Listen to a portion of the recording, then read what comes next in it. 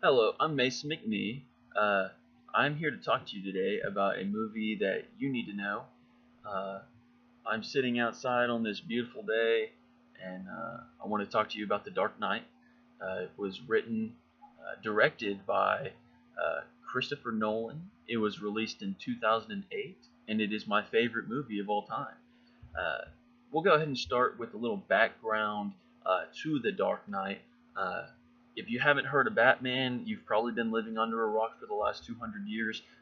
Batman has been around for quite a while, appearing in comic books back in the 60s and 70s, having movies made after him, TV shows and series, Batman and Robin. If you haven't heard of that, I don't know where you've been. Um, but a recent development in Batman has come with The Dark Knight. Uh, like I said, this was released in 2008. There was also another Dark Knight. It was The Dark Knight Rises, and this was released a few years after The Dark Knight. And another Batman movie was recently released this year. It's Batman vs Superman. Different characters, not different characters, different actors that I didn't particularly care for. But I don't make the decisions on the acting; those millionaires over there do. But I would like to talk to you about The Dark Knight and why it is my favorite movie of all time. Uh, we'll start with a little background. The Dark Knight is about Batman, and Batman is seen in the city of Gotham as a protector, as a savior, possibly as someone that's going to be there. He helps keep Gotham hopeful, the common folk of Gotham hopeful. Um, and he's there in the right place at the right time, it seems, to help save people. He is not a superhero by any means. He's an average, not average. An average person of great wealth, and he has the resources to turn him into Batman. Uh, he's a toned, handsome, muscular, athletic guy who basically wants to take control of Gotham, give it back to the people instead of the corrupt government, the uh, the mobsters, the gangsters, the criminals. He obviously sees this as bad, and it's ironic that the Dark Knight um, takes place in Gotham.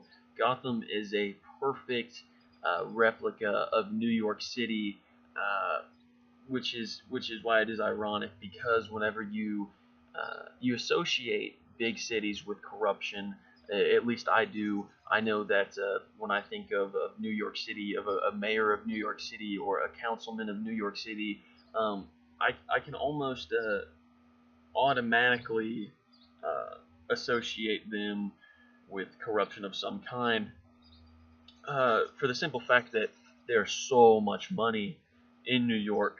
I mean, we've got Wall Street.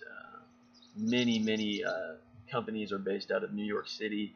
It's one of the, if not the most wealthy cities in the nation. Um, it is a huge city, millions and millions of people, and you kind of expect corruption out of a place like that. Um, so that's the setting, is in Gotham, and we'll go ahead and talk about the acting now. I will talk about not the main character, one of the main characters, but not the main character. I would like to talk about him first because uh, his performance in The Dark Knight was just simply captivating. His name is Keith Ledger, and many people have heard of Keith Ledger. It's very sad that Keith Ledger actually died from a prescription overdose. They say it was accidental. We don't really know, um, but I can almost pinpoint why, if it was on purpose, why he did overdose. Keith Ledger played the Joker. The Joker is a mass murderer. He is a crazy uh, clown, for lack of a better term, uh, who has no regard for human life.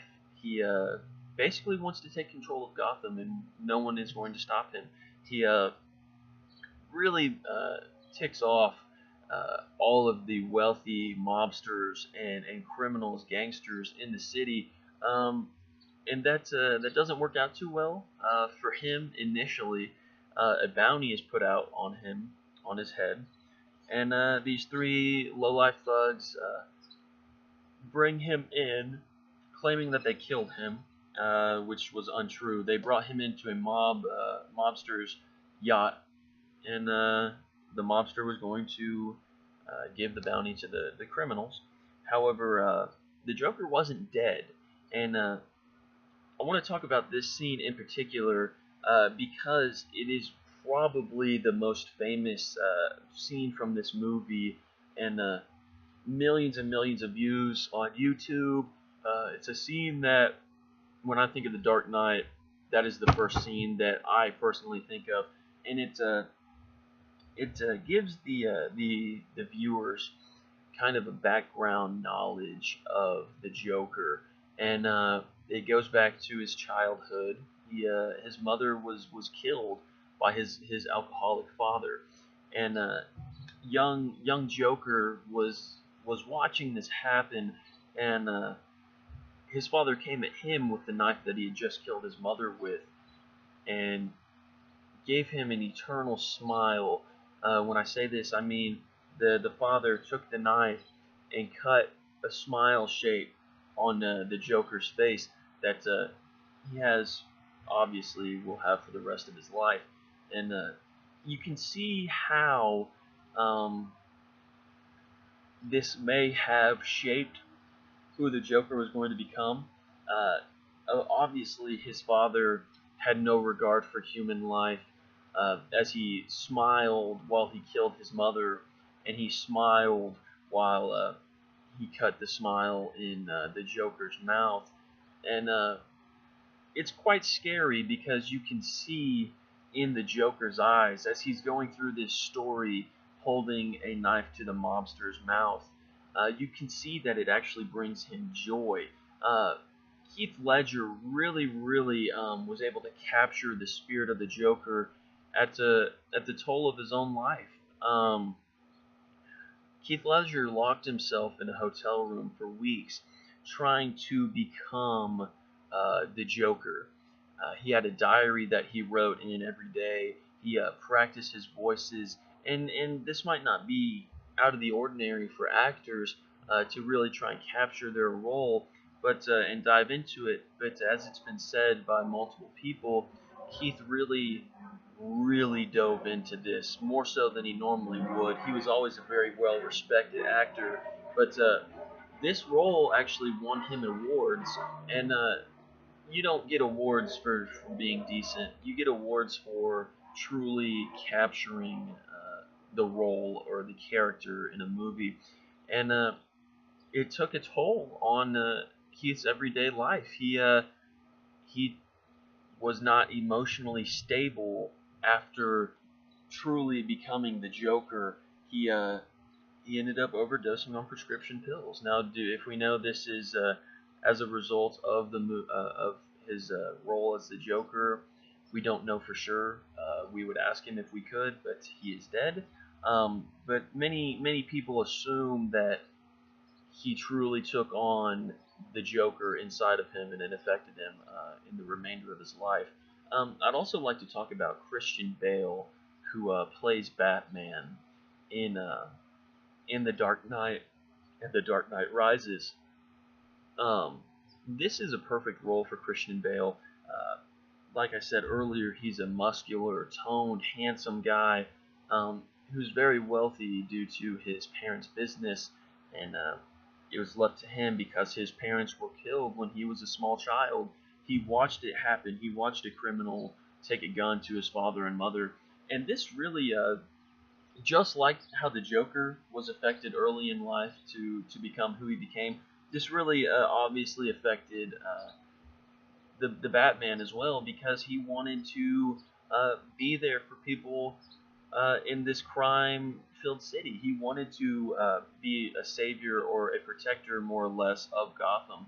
Uh, his parents were always trying to do charity fundraisers, um, help the less fortunate, and I think that really his parents instilled that into his heart, um, to be that kind of person, and by becoming the Batman, that's how he was becoming that kind of person. Um, we're going to talk about symbolism here real quick. Uh, Everybody has seen a Batman T-shirt or the Batman logo. To people in Gotham, the Batman logo is not just a logo. It is a sign of hope, a sign of protection, a sign of there's good in this world still. Uh, Gotham was a very crime-ridden city. It was not a safe place to live. The only people that were safe in this city were the incredibly wealthy, or the criminals and the well-off mobsters and gangsters. Uh, your common person was not safe in this city, and so the common folk were able to look up to the Batman as their protector or their savior. Um, so whenever they would see that bat in the night sky, it would fill them with hope because while they have that bat in the night sky for a reason, because Batman is needed, they knew that if they put that out in the sky, that Batman was going to be there. He was dependable, he was reliable, and they knew that he had their best interest at heart. Um, Not only do I really like the acting in this movie, it is a perfect movie for me. Like I said, uh, I've never really been into superhero movies. I think that is why I like Batman so much, because he's not a superhero. He's not Superman flying around shooting laser beams at people. He's an average person. Besides the wealth, he's a person. He bleeds like we bleed. He feels pain just like we feel pain. And for someone that is not a superhero, to try and step up and help save a city, more or less, that takes a special kind of person. That takes a person with determination and an outside motivation to really take on the role of a protector of such a large city. The genre of this movie I would consider action, and I've always loved action movies. I love fighting, I love punching, but I've never liked superhero movies, and that is why I do like Batman, because he's not a superhero.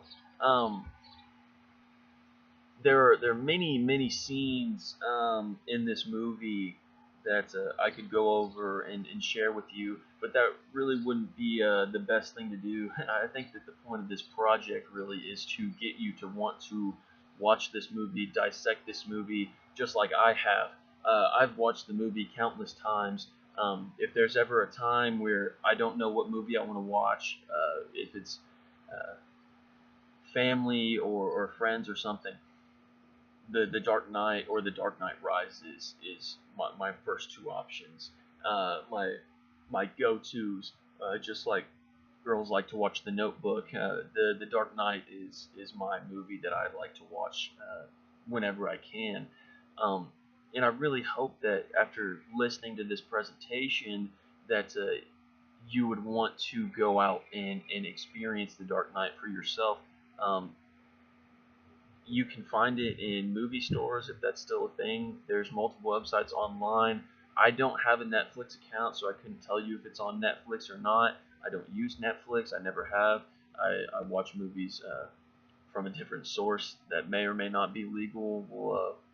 We'll not say anything about that. But I really would like to know if you have any questions about The Dark Knight, or why I truly enjoyed The Dark Knight. You can send me an email or comment back here.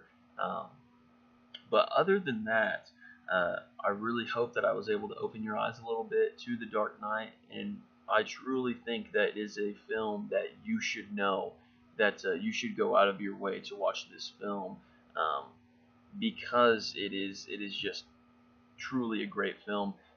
You can see in Keith Ledger's face and in Christian Bale's face, especially Keith Ledger, that he truly believed in this movie, and really you could tell that they put in a lot of effort in this movie. Obviously, it was not a cheap movie to produce, um, but the personal effort was there, um, and it really helped make the movie perfect, in my opinion. Um, but other than that, I hope you enjoyed this presentation. Like I said, if you have any questions for me about The Dark Knight, you can email me at my school email, which is mwacc.edU. Um, but I hope you enjoyed the presentation. Have a good day.